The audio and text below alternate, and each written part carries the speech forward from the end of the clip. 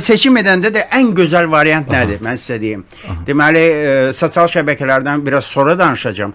Ən gözəl variant, bax, tanış bilinişinizdə görəndə ki, kimsə yaxşı maşın sürür, o dəqiqə maraqlanın, səni kim öyrədib?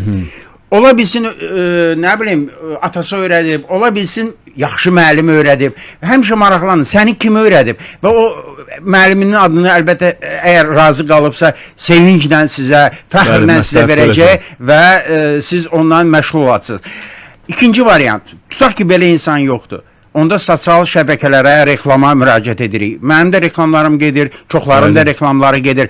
Amma burada necə bilmək olar ki, bu müəllim yaxşı da yox? Hamı özünü tərifləyir. Reklamlara müraciət etdikdə necə artıq telefon danışığından, birinci dərsdən necə bilmək olar ki, bu müəllim yaxşı müəllimdir yox? Birinci, siz o insana zəng elədiniz.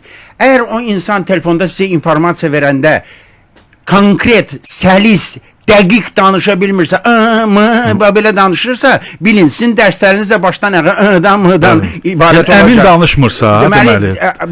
Müəllim bilikdən başqa, burada öz işini gözəl bilməlidir, amma ondan da vacib bir şey var. Həmin biliyi çatdıra bilməlidir. Ona görə də onun nitqi dəqiq olmalıdır.